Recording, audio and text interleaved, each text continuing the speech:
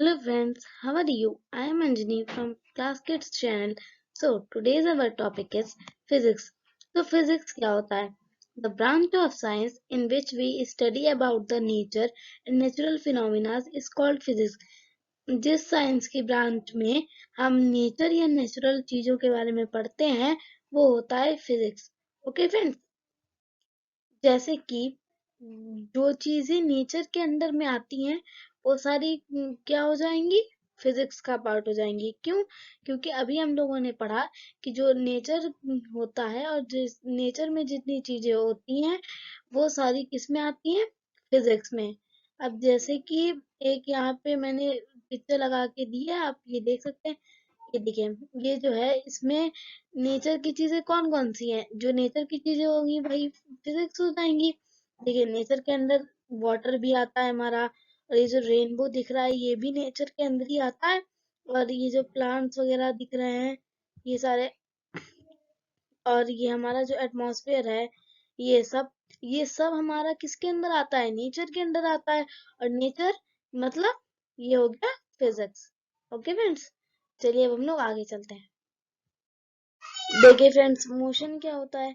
When a body changes its position with respect to the time, then it is called a motion. जब कोई भी body अपनी position change करती है time के रिस्पेक्ट में, मतलब अगर कोई भी काम हो रहा है तो उसमें टाइम तो लगेगा ही, लगेगा कि नहीं लगेगा, लगेगा. तो अगर जब कोई भी बॉडी अपनी पोजीशन चेंज करेगी और टाइम लेके, तो उसे हम लोग कहते हैं मोशन. ये देखिए, जैसे ये जब बर्ड्स जो हैं फ्लाई करती हैं, जैसे पहले वो अपनी मीन पोजीशन यहाँ पे थी, वो यहाँ से गई यहाँ, फिर यहाँ से गई यहाँ, फिर यहाँ से यहाँ गई. तो ये भी तो मोशन ही हो गया क्योंकि वो टाइम के रिस्पेक्ट में कर रही है काम, तो उनकी पोजीशन भी चेंज हो रही है. तो यही हो जाता है हमारा मोशन. एक और एग्जांपल है मोशन का, जैसे कि एक ये ऑब्जेक्ट है, बॉल है मीन्स, वो ऐसे जा रही है और यहाँ पे पहुंच गई. तो इसमें कोई ना कोई टाइम तो लगा होगा कि नहीं लगा होगा. और जब टाइम के रिस्पेक्ट में पोजीशन चेंज होती है तो उसे हम लोग क्या कहते हैं, मोशन. ओके फ्रेंड्स, तो अब आपको मोशन क्लियर हो गया होगा. चलिए अब हम लोग आगे चलते हैं. देखिए फ्रेंड्स, जब हम मोशन पढ़ चुके हैं तो टाइप ऑफ मोशंस कितने होते हैं. There are 6 type of motion. यहाँ पे 6 टाइप के मोशन होते हैं. फर्स्ट होता है linear motion. Motion of a object on a straight line is called linear motion. देखिए लीनियर मोशन की सिंपल डेफिनेशन ये है कि जब कोई बॉडी स्ट्रेट लाइन में मूव कर रही है तो उसे ये हम लोग क्या कहते हैं, लीनियर मोशन. तो लीनियर मोशन का एग्जांपल क्या हो जाएगा, कार. जब कोई भी कार मूव करती है तो आपने देखा है कि जब भी कार मूव करती है तो हमेशा सीधे ही सीधे मूव करती है, हमेशा स्ट्रेट लाइन में मूव करती है. ऐसा तो नहीं वो जिगजैग जिगजैग करते हुए मूव कर रही, पहले कहीं इधर जाएगी फिर इधर जाएगी, ऐसा नहीं होता है. वो हमेशा स्ट्रेट लाइन में ही मूव करती है. इसे ही हम लोग कहते हैं लीनियर मोशन. अब रैंडम मोशन क्या होता है? When a particle move on a different direction with respect to the time, then it is called a random motion. जब कोई भी बॉडी डिफरेंट डायरेक्शंस में मूव करती है और टाइम के रिस्पेक्ट में, तो उसे हम लोग कहते हैं रैंडम मोशन. अब देखिए फ्रेंड्स, किसी भी चीज को जब आप परफॉर्म कर रहे हैं तो उसमें टाइम तो लग ही रहा होगा कुछ ना कुछ, ये तो मैंने आपको पहले ही बताया था. तो जब उसमें कुछ टाइम लग रहा है तो वो तो मोशन हो गया, क्योंकि वो अपने चेंज कर रहा है डायरेक्शन भी, पोजीशन भी अपनी चेंज कर रहा है, तो वो हो गया मोशन. और जब वो डिफरेंट डायरेक्शंस में जाता है तो वो हो जाता है रैंडम मोशन. मतलब वो, जैसे कि आप एग्जांपल ले सकते हैं कि बाइक, जब कोई भी बाइक मूव करती है तो आपने देखा होगा कि जिगजैग जिगजैग करते हुए जाती है, पहले कहीं इधर जाएगी उधर जाएगी उधर जाएगी, बटरफ्लाई जैसे मूव करती है वैसे ही आप समझ सकते हैं. ओके फ्रेंड्स, बटरफ्लाई कभी एक जगह पे नहीं रहती, कहीं उधर जाएगी कहीं उधर जाएगी. तो यही होता है हमारा रैंडम मोशन. एक और एग्जांपल इसका है रैंडम मोशन का, कि जब बर्ड्स फ्लाई करती हैं तो वो भी एक जैसे पोजीशन पे है अपनी, और फिर वहां से जाएंगी जहां उन्हें जाना होगा. ऐसे देखिए उनकी पोजीशन चेंज हो रही है कि नहीं. तो टाइम के रिस्पेक्ट में जब भी कोई पोजीशन चेंज होती है और वो डिफरेंट डायरेक्शन में जा रहा हो तो उसे हम लोग कहते हैं रैंडम मोशन. मतलब कि जो काम कोई रेंडमली कर रहा हो उसे हम लोग कहते हैं रैंडम मोशन. चलिए हम लोग आगे चलते हैं. देखिए फ्रेंड्स, अब सर्कुलर मोशन क्या होता है? When a body moves on a circular path with same speed, then its motion is called a circular motion. जब कोई भी बॉडी सर्कुलर पाथ पे मूव कर तो रहा है, पर कब, कैसे, सेम स्पीड से, तो उसे हम लोग कहते हैं सर्कुलर मोशन। जैसे कि आप इसका एग्जांपल ले सकते हैं, ये वाला जो झूला होता है वो हमेशा सर्कुलर पाथ में ही मूव करता है। ये तो देखने ही से लग रहा है कि वो सर्कुलर पाथ में मूव कर रहा है। सर्कुलर पाथ मीन्स जब भी कोई चीज गोल गोल मूव करती है तो उसे हम लोग कहते हैं सर्कुलर पाथ। और जब कोई भी चीज सर्कुलर पाथ पे मूव कर रही है सेम स्पीड से, तो उसे हम लोग कह देते हैं सर्कुलर मोशन। तो यूनिफॉर्म सर्कुलर मोशन क्या होता है? When a body moves on a circular path with same speed and time, then its motion is called a uniform circular motion. जब कोई भी बॉडी सेम स्पीड और सेम टाइम से move करती है तो उसे हम लोग कहते हैं यूनिफॉर्म सर्कुलर मोशन। जैसे कि यूनिफॉर्म सर्कुलर मोशन का एग्जांपल हो जाएगा ये, जब भी आपने सुना होगा कि जब भी मून मूव करता है अर्थ के अराउंड में तो हमेशा सर्कुलर पाथ पे मूव करता है। ओके, हमेशा सर्कुलर पाथ पे मूव करेगा और सेम स्पीड और सेम टाइम से। ऐसा नहीं कि कभी उसकी स्पीड इतनी है तो कभी उसकी उतनी हो जाएगी, नहीं, उसकी स्पीड हमेशा सेम ही रहती है। और जितने टाइम में वो मूव करता है उतना टाइम भी उसका हमेशा सेम ही रहता है। उसे हम लोग कहते हैं यूनिफॉर्म सर्कुलर मोशन। चलिए अब हम लोग आगे चलते हैं। देखिए फ्रेंड्स, ऑस्किलेटरी मोशन क्या होता है? When a body moves to and from motion along with its mean position, then it is called a oscillatory motion. जब कोई भी body to and fro motion perform करती है अपनी मीन पोजीशन से, तो उसे हम लोग कहते हैं ऑस्किलेटरी मोशन। ऑस्किलेटरी मोशन का एग्जांपल ये हो जाएगा, जब भी कोई झूला होता है, आपने झूला भी होगा, जब भी कोई झूला आप झूलते हैं तो आपने देखा होगा कि वो पहले अपनी एक मीन पोजीशन पे रहेगा। मीन पोजीशन मीन्स पहले वो जहाँ पे होता है वो होती है इसकी मीन पोजीशन, फिर या तो वो पहले पीछे जाएगा या तो आगे जाएगा, फिर अपनी मीन पोजीशन पे आएगा, फिर पीछे जाएगा, फिर अपनी मीन पोजीशन पे आगे, फिर इधर जाएगा। यही होती है हमारी टू एंड फ्रो मोशन। जैसे एक बॉडी है वो मीन पोजीशन पे अपनी है, फिर वहां से आगे गई, पीछे गई, आगे गई, मीन पोजीशन में आई, फिर पीछे गई, फिर मीन पोजीशन पे आई, फिर पीछे गई। ये होता है हमारा ऑस्किलेटरी मोशन। अब रोटेशनल मोशन क्या होता है? When a body rotates about an fixed axis, then it is called a rotational motion. जब कोई भी बॉडी अपने फिक्स एक्सेस पे रह के रोटेट करती है तो उसे हम लोग कहते हैं रोटेशनल मोशन। जैसे कि आपने सुना होगा कि अर्थ जब भी रोटेट करती है सन के अराउंड में तो वो हमेशा सर्कुलर पाथ पे तो मूव कर रही है, बट रोटेट भी तो होती है वो अपनी जगह पे। आपने सुना है, आपने पढ़ा भी है, जब भी अर्थ रोटेट करती है सर्कुलर पाथ में जब मूव करती है तो वो अपनी जगह पे रोटेट भी करती है, जब वो सन के चक्कर लगाती है तब। और जब वो अपने जगह पे रोटेट कर रही है तो इसका मतलब क्या हुआ कि रोटेशन मोशन है वो। क्यों? क्योंकि वो अपनी जगह पे अपनी जगह पे ही रहती है वो। ऐसा नहीं कि पहले कहीं यहाँ पे गई फिर वहां चली गई, नहीं, वो अपनी एक मीन पोजीशन से ही रोटेट करती है, उसे ही हम लोग कहते हैं रोटेशन मोशन। तो अब आपको ये क्लियर हो गया होगा। चलिए अब हम लोग आगे चलते हैं। देखिए फ्रेंड्स, अब हमारे मोशंस के सारे टाइप्स कंप्लीट हो गए हैं और अब हम आ गए हैं रेस्ट पे। तो ये रेस्ट होता क्या है आखिर? When a body doesn't change its position with respect to the time, then its position is called a rest position. जब कोई भी बॉडी टाइम के रिस्पेक्ट में अपनी बॉडी चेंज नहीं करती है, अपनी पोजीशन को चेंज नहीं कर रही है, तो उसे हम लोग कहते हैं रेस्ट पोजीशन। मीन्स जैसे कि आप इसका एग्जांपल ले सकते हैं, ये जो बुक है वो रखी हुई है टेबल पे, टाइम आगे बढ़ रहा है, टाइम नहीं रुका हुआ है, पर वो बुक जो है वहीं के वहीं रखी हुई है, वो अपनी पोजीशन नहीं चेंज कर रही है, वो वहीं के वहीं रखी हुई है।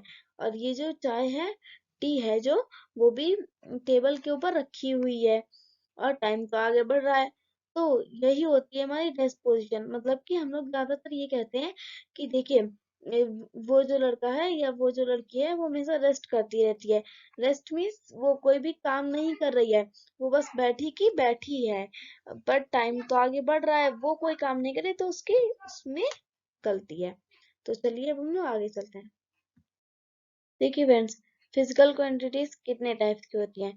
Physical quantities are of two types. Physical quantities के टू टाइप्स होते हैं, स्केलर क्वांटिटी और वेक्टर क्वांटिटी। तो स्केलर क्वांटिटी आखिर होती क्या है? Those quantities which have only a magnitude but not direction is called scalar quantity. ऐसी क्वांटिटीज जिसके पास खुद का मैग्नीट्यूड होता है बट डायरेक्शन नहीं होता है, वो होती है स्केलर क्वांटिटी। मैग्नीट्यूड मीन्स उसका खुद का वेट, उसका खुद का वेट तो होगा बट उसका खुद की डायरेक्शन नहीं होगी, वो हो जाता है हमारा स्केलर क्वांटिटी। और स्केलर क्वांटिटी का एग्जांपल होता है वर्क। अब जैसे वर्क में आप ये समझ सकते हैं कि जब भी आप कोई चीज लिखते हैं, जब भी आप कोई चीज लिख रहे हैं तो उसका एक अपना मैग्नीट्यूड तो होगा। मतलब कि आप जब भी कोई काम कर रहे हैं तो उससे आपकी कोई एनर्जी तो लग रही है, पर उसका खुद का एक डायरेक्शन नहीं है। आपकी जहां से मर्जी होगी आप वहां से लिखोगे। यही होती है हमारी स्केलर क्वांटिटी। देखिए एक यहाँ पे डायग्राम बना है, उससे हम लोग समझ सकते हैं। ये जो स्केलर क्वांटिटी का एग्जांपल ये है कि जब भी कोई कार है, जैसे इसका खुद का कोई मैग्नीट्यूड तो होगा, ऐसी कोई भी चीज नहीं है अर्थ पे जो जिसका खुद का एक मास ना हो। अगर उसका खुद का एक मास नहीं होगा, मतलब उसका खुद का एक वजन नहीं होगा, तो इसका मतलब वो अर्थ पे एग्जिस्ट ही नहीं करती है। आई थिंक जो एक ड्रॉप होती है वाटर की, वो भी अर्थ पे एग्जिस्ट कर रही है। आप तो जानते हैं कि अर्थ पे वाटर एग्जिस्ट करता है, और वो जो ड्रॉप एग्जिस्ट कर रही है वाटर की, उसका खुद का भी एक वेट होता है, उसका खुद का भी एक मास होता है। तो सोचिए एक कार का कैसे नहीं मास होगा, होगा ना। और जब एक कार का मैग्नीट्यूड है पर उसकी डायरेक्शन नहीं है, क्योंकि वो एक डिस्टेंस ट्रेवल कर रहा है, सीधा मीन्स वो एक डिस्टेंस ट्रेवल कर रहा है। पर डिस्टेंस में तो यही होता है कि आपकी मर्जी जहाँ हो वहां जाओ, बस आपको इतनी डिस्टेंस ट्रेवल करनी है। आपको कोई पोजीशन नहीं बताएगी कि आपको यहाँ से जाना है वहां तक, नहीं। बस आपको जहाँ जाना है, आपकी मर्जी हो वहां आप जा सकते हो। बट आपको बताया गया है कि इतने टाइम आपको लगाना है यहाँ से वहां जाने में, तो आप उतने टाइम में जहां जाना है आपको वहां से आ जाओगे वापस। ओके फ्रेंड्स, ये होती है हमारी डिस्टेंस। और डिस्टेंस हमेशा डिस्प्लेसमेंट से बड़ी होती है। ऐसा क्यों? क्योंकि आप समझिए कि आप यहाँ पे खड़े हैं, ठीक है, और आपको डिस्टेंस ट्रेवल करनी है। तो आप यहाँ से आपको समझिए आपके फ्रेंड के घर जाना है यहाँ पे, ठीक है। तो आप डिस्टेंस कैसे ट्रेवल करोगे? आप यहाँ से जाओगे फिर यहाँ जाओगे, ये हो गया मेरा डिस्टेंस। और डिस्प्लेसमेंट कैसे आप ट्रेवल करोगे? आप सीधे सीधे चले जाओगे, तो इसमें सीधे सीधे जाने में टाइम कम लगा। यही होती है हमारी डिस्प्लेसमेंट। तो अब देखिए वेक्टर क्वांटिटी क्या होती है। Those quantities which have both magnitude as well as direction is called vector quantity. ऐसी क्वांटिटीज जिनके पास खुद का मैग्नीट्यूड और डायरेक्शन होता है, वो होती है हमारी वेक्टर क्वांटिटी। अब देखिए वेक्टर क्वांटिटी का एक ये एग्जांपल है। देखिए मैग्नीट्यूड तो सबका होता है, अभी मैंने आपको समझाया। तो देखिए इसकी एक डायरेक्शन बताई गई, इसकी एक डिस्प्लेसमेंट बताई गई, आप ये से कह सकते हैं डिस्प्लेसमेंट। इसकी एक डिस्प्लेसमेंट बताएगी कि यहाँ से यहाँ जा रहा है, ठीक है। तो ये हो गई इसकी एक डिस्प्लेसमेंट। फिर बताया गया कि वो यहाँ से गया यहाँ, फिर यहाँ से गया यहाँ। ये हो गई इसकी एक डिस्प्लेसमेंट, क्योंकि ये बताया गया है ना कि वो यहाँ से पहले जा रहा है वहां, फिर यहाँ से जा रहा है यहाँ, फिर यहाँ से गया यहाँ। तो ये हो गई इसकी डिस्प्लेसमेंट। और जब भी कोई भी बॉडी डिस्प्लेसमेंट कवर करेगी, इसका मतलब क्या कि वो एक वेक्टर क्वांटिटी है। ओके फ्रेंड्स, वेक्टर क्वांटिटी का एक एग्जांपल होता है फोर्स। देखिए आप किसी भी चीज को जब पुश या पुल कर रहे हो, फोर्स क्या होता है? अ पुश और pulling in the body is called force. Okay ma'am, आप किसी भी चीज को अगर पुश और पुल कर रहे हो, और तो उसका कोई डायरेक्शन तो होगा ही, उसका खुद का मैग्नीट्यूड तो होगा और डायरेक्शन भी होगा। कैसे? आप किसी भी चीज को अगर धक्का मार रहे हो, आप समझिए कि आप किसी को भी धक्का मार रहे हो, ठीक है। तो अगर आप किसी को भी धक्का मार रहे हो, तो आपने कोई डायरेक्शन तो डिसाइड किया होगा कि आपको यहाँ पे उसको धक्का मारना है, तो उसका एक डायरेक्शन हो गया। वही होता है हमारी वेक्टर क्वांटिटी। तो चलिए अब हम लोग आगे चलते हैं। इवेंट्स फोर्स क्या होता है? अ पुश और पुल इज कॉल्ड फोर्स।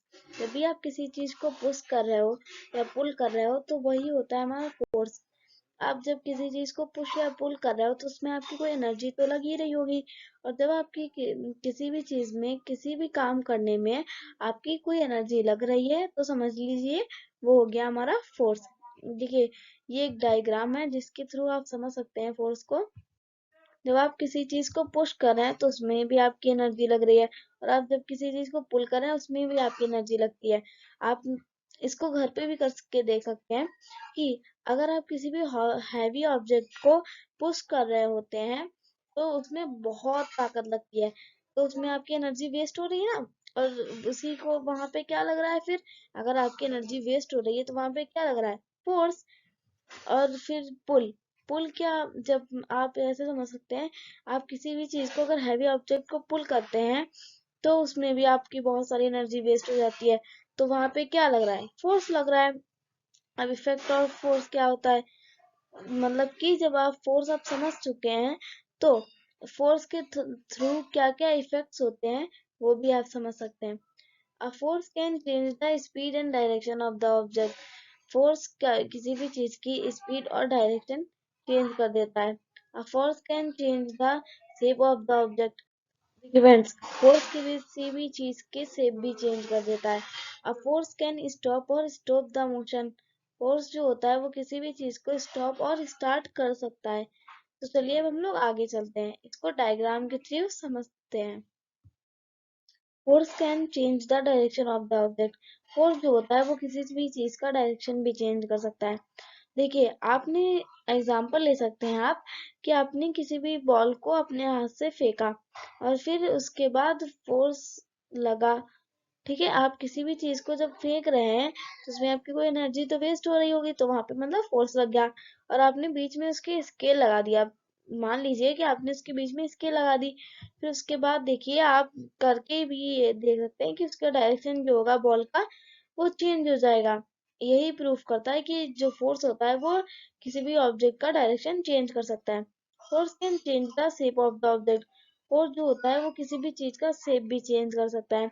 अब ये कैसे, देखिए, जब आप, ये तो आप घर पे ही हमेशा होता है, या आप अपनी डेली लाइफ में कर चुके हैं या फिर कर रहे होंगे, कि आपने देखा होगा कि जब भी हमारी मम्मी लोग आटा गूंदती हैं, आटा गूंदने में उनकी एनर्जी वेस्ट हो रही है, और जब भी कोई एनर्जी वेस्ट हो रही है मतलब वहां पे कोई फोर्स लग रहा है, और जब वहां पे कोई फोर्स लग रहा है और फिर आटा गूंदने में उसका शेप भी चेंज हो गया। जब शेप चेंज होने पे फोर्स लग रहा है तो इसका मतलब क्या, कि फोर्स लगने पे शेप चेंज होता है। ओके फ्रेंड्स, चलिए अब हम लोग आगे चलते हैं। फोर्स कैन स्टॉप और मोशन द ऑब्जेक्ट। फोर्स किसी भी चीज को स्टॉप या मोशन में ला सकता है। अब ये कैसे, देखिए, किसी ने बॉल फेंकी, ठीक है, और इस जो कैचर था उसने बॉल कैच कर ली, तो उसका बॉल कैच करने में कोई ना कोई फोर्स तो लगा ही होगा। ऐसा तो नहीं बिना एनर्जी वेस्ट किए उसने बॉल कैच कर ली, ऐसा नहीं होता है, उसमें कोई भी फोर्स लगा होगा। तो यही क्या प्रूफ करता है कि फोर्स जो है वो किसी भी चीज को स्टॉप करने में भी हमारी हेल्प करता है। और फोर्स अब किसी भी चीज को मोशन लाने में कैसे हेल्प करता है, देखिए, ये जो हॉकी स्टिक है इससे वो बॉल को मारने जा रही है, हिट करने जा रही है, और जब वो हिट करेगी तो बॉल जो है वो आगे मूव करेगी। ऐसा क्यों हुआ, वो अपनी जगह पे भी तो रुक सकती इतना, लेकिन ऐसा नहीं हुआ, क्यों, क्योंकि जब वो किसी भी चीज को फेंक रही है तो वहां पे उसका फोर्स भी लग रहा होगा कोई, और वहां पे जब फोर्स लग रहा है इसका मतलब क्या, कि कोई भी चीज मोशन में आ जाएगी। तो यही प्रूफ करता है कि कोई भी चीज जो होती है फोर्स लगने पे स्टॉप या मोशन में आ सकती है।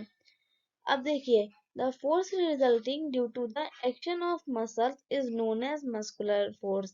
देखिए, ये सबसे इजी होता है, जब किसी भी चीज में मसल्स का काम हो रहा हो वही होता है हमारा मस्कुलर फोर्स। ओके फ्रेंड्स, अब देखिए आप इसे एग्जांपल्स के थ्रू समझिए। इतना सारा वेट जो है वो काउ के ऊपर रखा है, ऊपर से ये मैन भी बैठा हुआ है, तो इतना सारा जब वेट रखा हुआ है काउ के ऊपर तो इसकी मसल्स जो वर्क कर रही हैं तो उस पे उसकी मसल्स पे कुछ ना कुछ फोर्स तो लग ही रहा होगा। ऐसा तो नहीं बिना फोर्स के वो इतना सारा काम करे ले रही, नहीं, उस पे कोई ना कोई फोर्स लग रहा है। और जब मसल्स के द्वारा कोई फोर्स लगता है उसे ही हम लोग कहते हैं मस्कुलर फोर्स। तो चलिए, अभी ये आपको क्लियर हो गया होगा। चलिए अब हम लोग आगे चलते हैं। देखिए फ्रेंड्स, अब कॉन्टैक्ट फोर्स क्या होता है? A body applied a force contact with any object. जब कोई भी बॉडी किसी भी चीज के कांटेक्ट में आने के बाद फोर्स अप्लाई करती है तो वही होता है हमारा कॉन्टैक्ट फोर्स। ठीक है, जैसे ये जो मैन है, ये जो दोनों मैन है, वो एक फोर्स अप्लाई कर रहे हैं इसके ऊपर, इसको खिसकाने के लिए। जब भी किसी भी चीज को पुश कर रहे हैं तो उस पर कोई फोर्स लग रहा होगा।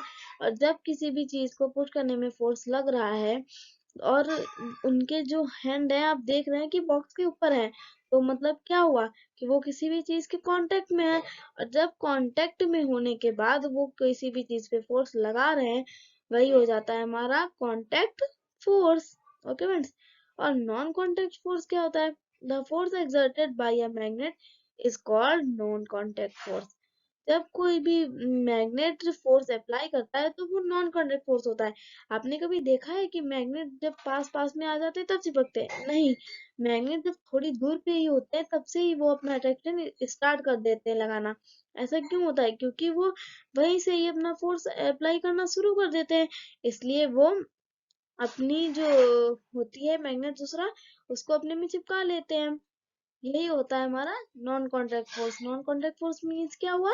जब भी कोई भी चीज अपने में कांटेक्ट में ना आके ऐसे ही फोर्स अप्लाई कर दे, उसे ही हम लोग कहते हैं नॉन कॉन्टैक्ट फोर्स। जैसे कि ये आप देख रहे हैं कि इसके हाथ से बॉल उछल के इधर आ गई, ये हो गया नॉन कॉन्टैक्ट फोर्स, क्योंकि इसने वहां पे कोई फोर्स लगाया नहीं, वो अपने आप ऐसे उछल के आ गई। यही होता है हमारा नॉन कॉन्टैक्ट फोर्स। देखिए फ्रेंड्स, अब फ्रिक्शन क्या होता है? The force responsible for changing the state of motion of an object is an example of force of friction.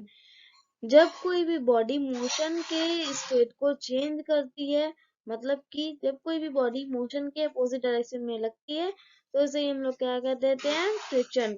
देखिए, मतलब कि यहाँ पे कोई ऑब्जेक्ट है जिसे हम लोग इस डायरेक्शन में मूव कराते हैं, तो फ्रिक्शन किधर लगेगा? अपोजिट डायरेक्शन में। अभी मैंने बताया कि फ्रिक्शन जो होता है वो हमेशा मोशन के अपोजिट डायरेक्शन में लगता है।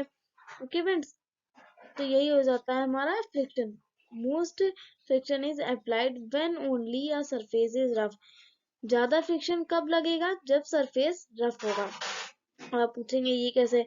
देखिए, कोई भी चीज जो हमारे यहाँ है वो रफ ही होती है। आप लोग सोचते हैं किसी भी चीज को आप लोग टच करते हैं फिर उससे ये तो बहुत ही सॉफ्ट है, बट उसमें भी बहुत सारी इरेगुलरिटीज होती है।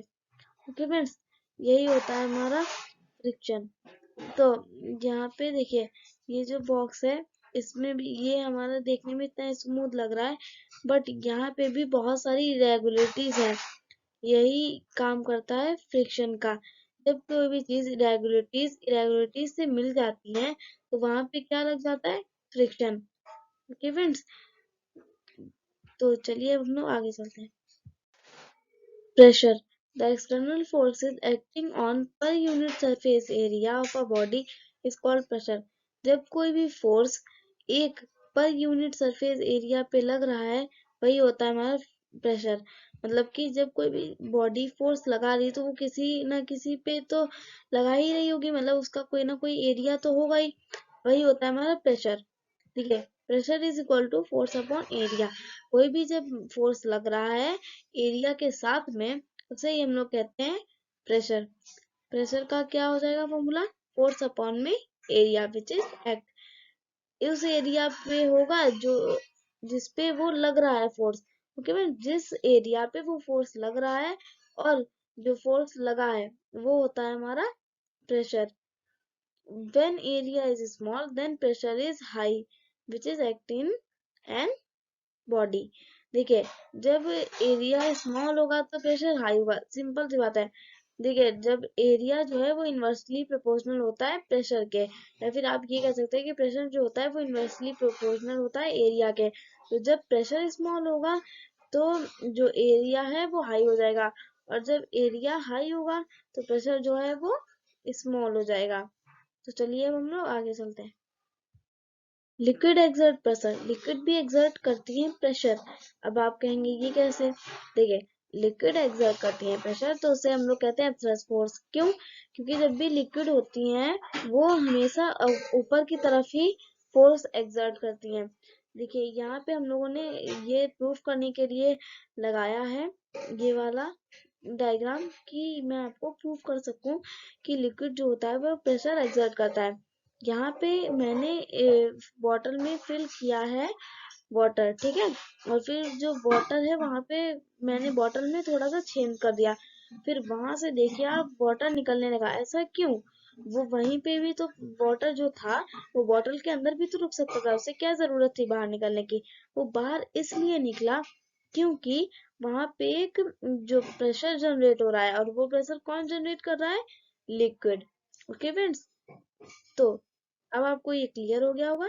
चलिए अब हम लोग आगे चलते हैं। अब देखिए फ्रेंड्स, ग्रेविटी क्या होती है? The property of earth by which it attracts any object toward itself, it is called a gravity. ऐसी अर्थ की प्रॉपर्टी जो अपनी तरफ किसी भी चीज को खींच लेती है वही होती है ग्रेविटी। देखिए ये तो हम सबको पता है कि न्यूटन ने ग्रेविटी को खोजा था, ठीक है फ्रेंड्स। तो एग्जैक्टली ग्रेविटी होती क्या है ये इस हम लोग डायग्राम से समझ सकते हैं। देखिए जब न्यूटन यहाँ पे बैठे थे तो क्या हुआ कि एक सेब जो था वो पेड़ से गिरा यहाँ पे। तो उन्होंने ये सोचा कि आखिर ये सेब पेड़ से गिरा ही क्यों? वो जहाँ पे था वो वहीं पे बैठा रहता, वो यहाँ गिरा ही क्यों नीचे आखिर? वो इसलिए क्योंकि जो अर्थ है वो अपनी तरफ किसी भी चीज को खींचती है, किसी भी ऑब्जेक्ट पे वो अपना एक फोर्स लगा रही है जिसे हम लोग कहते हैं ग्रेविटी। ओके फ्रेंड्स, तो चलिए अब हम लोग आगे चलते हैं। देखिए फ्रेंड्स, इलेक्ट्रोस्टैटिक क्या होता है? The force exerted by a charged body on an uncharged body और charged body is called as electrostatic force. जब कोई भी चार्ज्ड बॉडी किसी भी अनचार्ज्ड बॉडी या चार्ज्ड बॉडी पे फोर्स एक्सर्ट करती है उसे ही हम लोग कह देते हैं इलेक्ट्रोस्टैटिक फोर्स। जैसे कि जो यहाँ पे हम लोगों ने एग्जांपल लिया कि ये जो बैलून है ये हम लोगों ने रखा सरफेस पे और जहाँ पे कागज पड़े थे और इसने अपनी तरफ अट्रैक्ट कर लिया पेजेस को। ऐसा क्यों हुआ? क्योंकि यहाँ पे किसी भी जो चार्जेस थे, दो चार्जेस होते हैं हमारी बॉडी में, या तो प्लस का या तो माइनस का। यहाँ पे जो चार्जेस थे वो किसी का कम हो गया या ज्यादा हो गया तो वो हो जाएगी हमारी चार्ज बॉडी। और वो कैसे हुआ? ये ऐसा हुआ, ये हम लोगों ने एक्टिविटी करके देखी कि हम लोगों ने एक बैलून लिया और उसको अपने हेयर से रब किया तो जो हमारे हेयर के कुछ चार्जेस थे वो उसमें चले गए। आप समझ लिए कि उसमें माइनस के चार्जेस ज्यादा हो गए। तो जो पेजेस में प्लस के चार्जेस थे उनको उसने बैलून ने अपनी तरफ अट्रैक्ट कर लिया। वो क्यों? क्योंकि प्लस और माइनस अट्रैक्ट होता है, प्लस प्लस रिपल्स होता है, और प्लस माइनस अट्रैक्ट होता है और माइनस माइनस रिपल करता है। और इसको हम लोग एक और एग्जांपल के थ्रू समझ सकते हैं कि ये जो बिजली होती है स्पार्किंग, आपने सोचा है कि ये होती क्यों है आखिर? वो इसलिए होती है जब भी दो क्लाउड एक साथ मिल जाते हैं तो उसमें कोई ना कोई जो चार्जेस होते हैं वो कम या ज्यादा हो जाते हैं। जब एक साथ मिलेंगे वो तो कोई ना कोई चार्जेस कम ज्यादा हो जाएंगे, तो वहीं से हम लोगों की एक स्पार्क प्रोड्यूस होती है जिसे हम लोग कहते हैं लाइटनिंग। तो चलिए हम लोग आगे चलते हैं। देखिए friends, gases also exert pressure, gas भी प्रेशर एक्सर्ट करती है। आप सोचेंगे कि हम लोग कैसे मान लें? देखिए तो इसका मेरे पास एक बना के रखा है मैंने जो आपको मैं दिखाना चाहती हूँ। ठीक है, ये जो बैलून है इसमें हम लोग एयर फिल करते हैं, ठीक है, और आप सबको पता है कि इसमें हम लोग ऑक्सीजन फिल करते हैं, ठीक है। और जब हमने इसमें फिल कर दिया कोई भी गैस, आप मान लीजिए हमने इसमें फिल कर दी, ठीक है, फिर जब हमने इसमें गैस फिल कर दी उसके बाद जब हम इसको अपने हाथों से टाइटली पकड़ लेते हैं तो ये फूट जाता है। ऐसा क्यों होता है? ये ऐसा भी तो हो सकता था कि वो आराम से बैठा रहता, अगर उस पे कोई प्रेशर ना एक्सर्ट हो रहा होता तो वो आराम से बैठा रहता। पर गैस जो थी उसके अंदर वो तो उस पे प्रेशर एक्सर्ट कर रही थी, और जब कोई गैस उस पे प्रेशर एक्सर्ट कर रही थी इसलिए वो फूट गया। तो अब आप समझे जो गैस होती है वो प्रेशर एक्सर्ट करती है, ठीक है, ऐसा हमारे इसके साथ भी होता है, इसके साथ भी होता है और इसके साथ भी होता है। तो चलिए हम लोग आगे चलते हैं। देखिए फ्रेंड्स, एटमॉस्फेयर क्या होता है? The envelope of air is known as atmosphere. बहुत सिंपल है, जो एयर का पूरा एनवलप होता है ना, उसे ही हम लोग कह देते हैं एटमॉस्फेयर। ओके फ्रेंड्स, और आप ये सब लोग जानते हैं कि जो अर्थ होता है उसका खुद का एटमॉस्फेयर होता है। ओके फ्रेंड्स, और ऐसा नहीं है कि अर्थ जैसे आप मान लीजिए ये मैंने अर्थ बना दी तो अर्थ पे कहीं कहीं कहीं पे एटमॉस्फेयर होगा, नहीं। अर्थ का जो एटमॉस्फेयर होता है वो पूरी अर्थ पे होता है, और पूरी अर्थ पे ही नहीं, उसके कुछ आसपास भी होता है। जो हमारा एटमॉस्फेयर है वो कुछ आसपास भी होता है अर्थ के, समझे आप? यही हमारी अर्थ की खासियत है कि जो उसका एटमॉस्फेयर है वो अर्थ पे तो होता ही होता है, पर उसके आसपास भी थोड़ी दूर तक भी जो एटमॉस्फेयर है वो हमारा फैला हुआ है। तो चलिए अब हम लोग आगे चलते हैं। देखिए friends, atmospheric pressure, the pressure exerted by atmosphere is known as atmospheric pressure. जो प्रेशर एटमॉस्फेयर एक्सर्ट करता है वो होता है हमारा एटमॉस्फेरिक प्रेशर। और एटमॉस्फेरिक प्रेशर कहाँ जनरेट होता है? वो हमेशा अर्थ पे ही जनरेट होता है। तो इसका एक हम लोग एग्जांपल ले लेते हैं, बेटर मैनर में जानने के लिए इसका हम लोग एक एग्जांपल लेते हैं। In glass hydrogen exert pressure. ठीक है, ये तो हम लोगों ने पहले ही पढ़ा था कि जो लिक्विड होता है वो प्रेशर एक्सर्ट करता है, तो हाइड्रोजन इसमें प्रेशर एक्सर्ट कर रहा होगा, सिंपल सी बात है। और जब हाइड्रोजन एक प्रेशर एक्सर्ट कर रहा है ग्लास पे, तो और वहां पे एक और प्रेशर एक्सर्ट हो रहा है, वो कौन सा प्रेशर है? Atmospheric pressure. ओके फ्रेंड्स, आप ये लोग जानते हैं कि जो हमारा अर्थ है वहां पे सब कहीं एटमॉस्फेयर है, और जब वहां पे सब कहीं एटमॉस्फेयर है तो वहां वो एटमॉस्फेयर किससे मिलके बना है? एयर से। और इतने सारे जब एयर के पार्टिकल्स हैं तो वो जब आपस में टकराएंगे तो कुछ ना कुछ प्रेशर तो एक्सर्ट ही होगा। और हमारे ग्लास के आसपास भी एटमॉस्फेयर है, और एटमॉस्फेयर मीन्स क्या कि एयर का वो जो है, एयर अपना एक प्रेशर जनरेट कर रही है वहां पे, तो इसका मतलब क्या हुआ कि एटमॉस्फेयर जो है वो हमारा एक प्रेशर जनरेट करती है। तो चलिए अब हम लोग आगे चलते हैं। Bye, have a nice day, take care.